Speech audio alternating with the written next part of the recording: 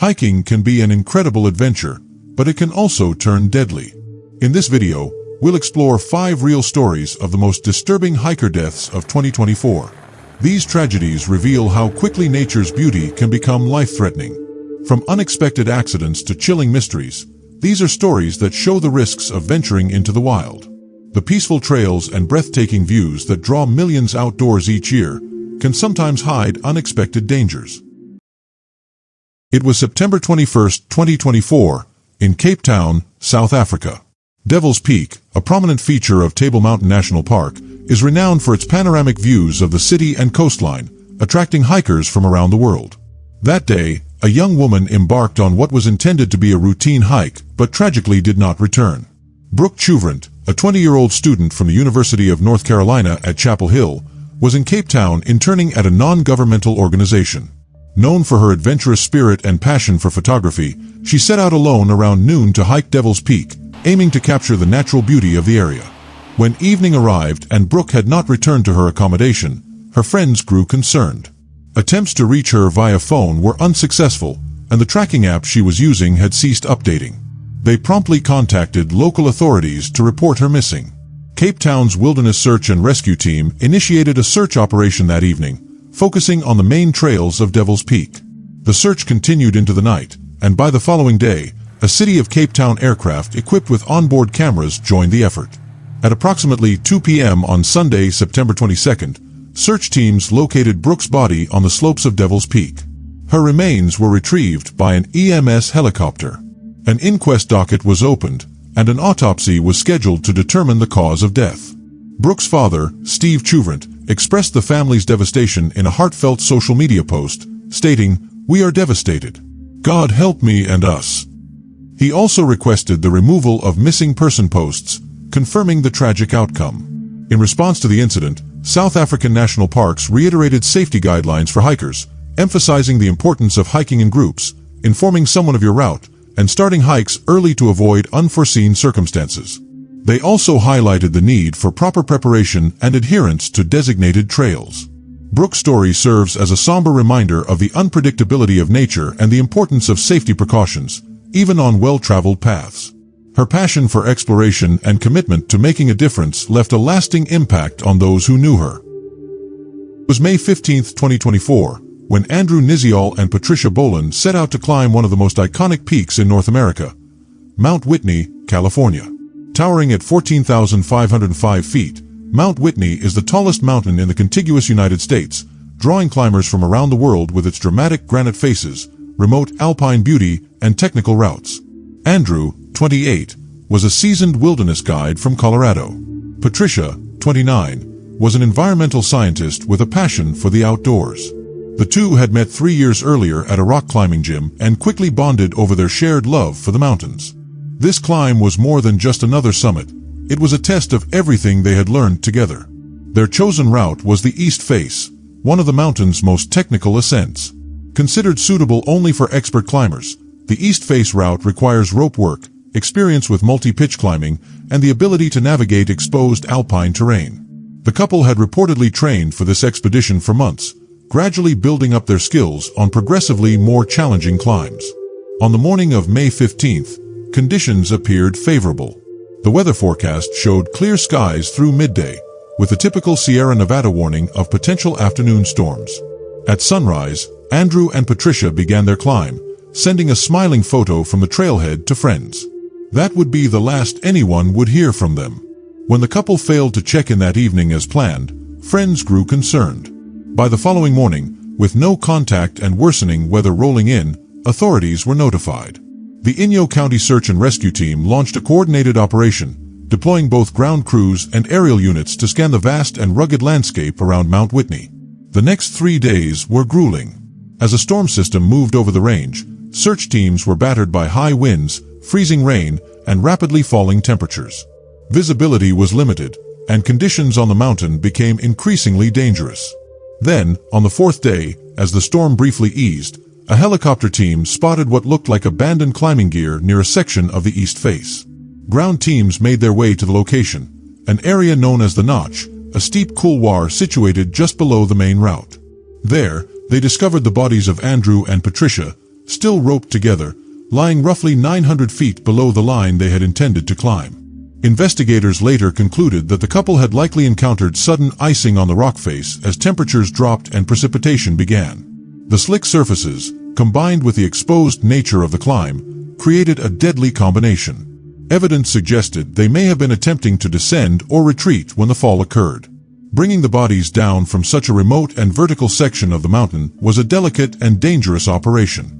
Rescue crews used high-angle techniques and had to pause their efforts multiple times due to renewed weather concerns. The Inyo County Coroner's Office confirmed that both climbers had died from traumatic injuries consistent with a high-altitude fall. Among their belongings, searchers found something heartbreakingly personal: an engagement ring.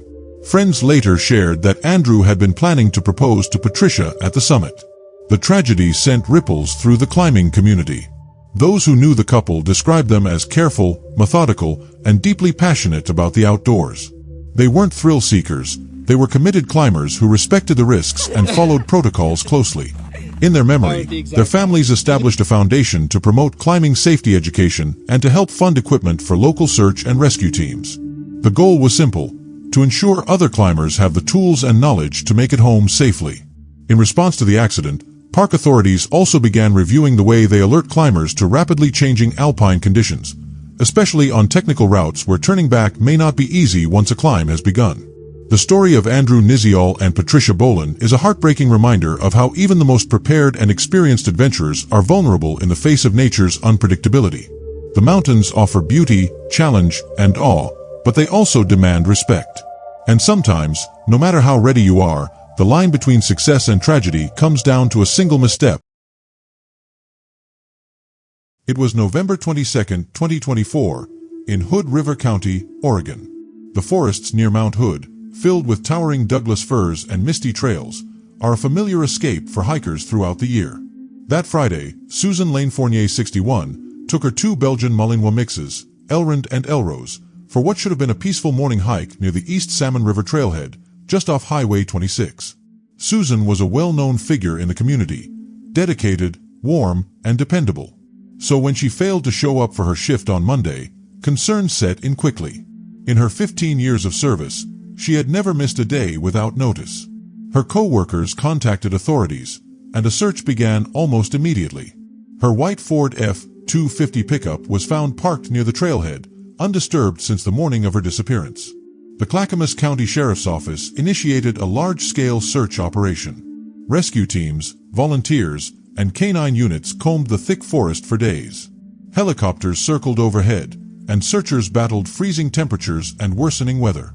Despite the efforts, days passed without any sign of Susan or her dogs. Then, a week after she was last seen, the search ended in heartbreak. On November 29th, a passerby found a body off Highway 26, near East Miller Road, about 4 miles from where Susan's truck had been parked. It was Susan. Her death was ruled a homicide.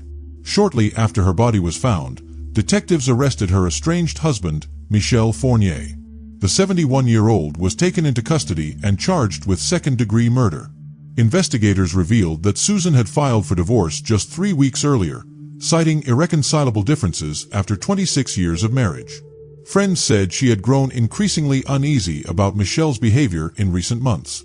He had denied seeing her the day she vanished, but cell phone data placed him in the area that morning. Authorities later discovered clothing at Michel's home with soil consistent with the scene, along with other forensic evidence. Prosecutors allege he followed her to the trail, confronted her, and killed her in a remote area of the forest. They described it as an act of control, a violent reaction to the divorce he refused to accept. Days after Michel's arrest, the bodies of 2 dogs believed to be Elrond and Elrose were discovered in the Mount Hood National Forest. Their remains were found in the wilderness not far from Susan, ending the hope that at least they had survived. The community of Hood River was shaken. Susan's death became more than a local tragedy. It reignited national conversations around domestic violence and how subtle signs of control can escalate into deadly outcomes.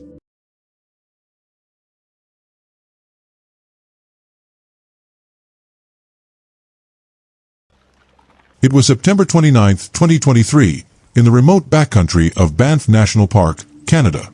The Red Deer River Valley area, west of Yaha Tinder Ranch, with its pristine wilderness and spectacular mountain views, attracts experienced backcountry enthusiasts seeking solitude among some of North America's most untouched landscapes.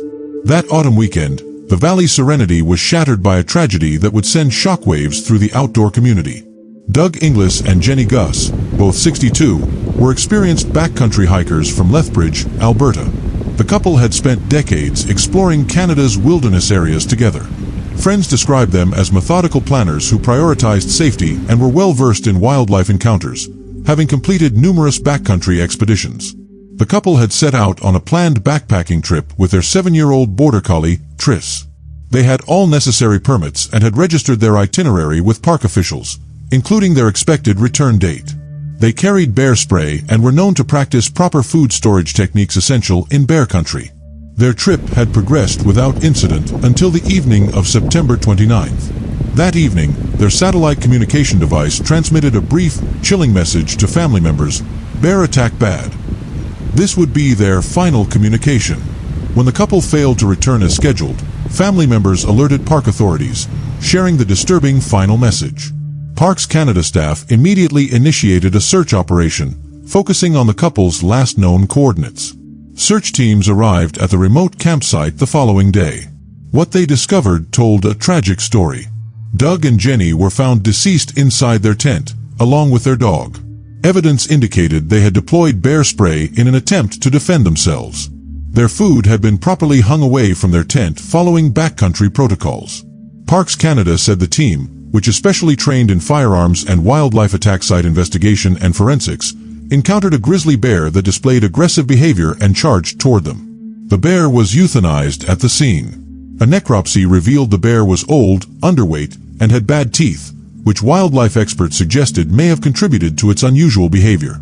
Typically, grizzly attacks on humans are defensive, occurring when bears are surprised or protecting cubs or food sources. The evidence in this case pointed to predatory behavior, which is extremely rare. The deaths of Doug and Jenny prompted Parks Canada to temporarily close the backcountry area while conducting a comprehensive review of safety protocols. Wildlife biologists collected data to better understand factors that might have contributed to the attack, including the bear's health condition and seasonal food availability in the region. The couple's contributions to scientific research and environmental stewardship were recognized through the establishment of an endowment fund at the University of Lethbridge. Colleagues and friends remembered their passion for wilderness conservation and their dedication to understanding and preserving Canada's natural heritage. Doug and Jenny's story serves as a solemn reminder that even with proper precautions and extensive experience, the wilderness holds inherent risks that cannot be entirely eliminated, a reality that outdoor enthusiasts must acknowledge while continuing to cherish and respect these wild spaces. Henry Min Hong, a 25-year-old from West Covina, California, had traveled to the Oregon coast that weekend. The dramatic landscape of Cape Kiwanda, with its golden sandstone cliffs and crashing waves, makes it a favorite spot for both locals and tourists seeking coastal views. Despite warning signs and safety fences, visitors are sometimes drawn to venture beyond the established boundaries. At some point during his visit, Henry crossed beyond the safety fence that was installed to keep visitors away from the unstable cliff edges. The sandstone cliffs at Cape Kiwanda, though appearing solid, are actually fragile and prone to sudden collapse. Decades of erosion have created a deceptive landscape where seemingly solid ground can give way without warning. What happened next would end in tragedy. Henry fell approximately 20 feet from the cliff face. The impact of the fall rendered him unconscious. Before anyone could reach him, a powerful wave swept over the rocks where he had fallen, pulling his unconscious body into the churning Pacific Ocean. Emergency services were immediately called, but the dangerous conditions presented significant challenges for rescue teams. As darkness fell, the U.S. Coast Guard deployed search resources to scan the water and shoreline, hoping to locate Henry. The following day, search efforts continued with growing urgency. Eventually, Henry's body was recovered from the ocean. The traumatic fall and subsequent drowning had claimed the young man's life in what officials described as a tragic accident that illustrated the dangers of venturing beyond safety barriers. Henry's death was not the first such incident at Cape Kiwanda. Over the years, multiple fatalities have occurred at this scenic but hazardous location, almost all involving visitors who had ventured beyond established safety barriers. The park's beautiful but fragile sandstone formations present an ongoing safety challenge for officials. In the years leading up to this tragedy, Oregon State Parks officials had reviewed safety measures at Cape Kiwanda, reinforcing warnings about the dangers of crossing barriers and venturing onto unstable cliff areas. They emphasized that no photograph or view is worth risking one's life. Though no formal public memorial service was documented, friends and family remembered Henry privately, mourning the loss of a young life cut tragically short. The tragedy at Cape Kiwanda serves as a stark reminder of nature's unpredictable power, and how even the most beautiful landscapes can conceal deadly hazards for those who venture beyond the boundaries of safety.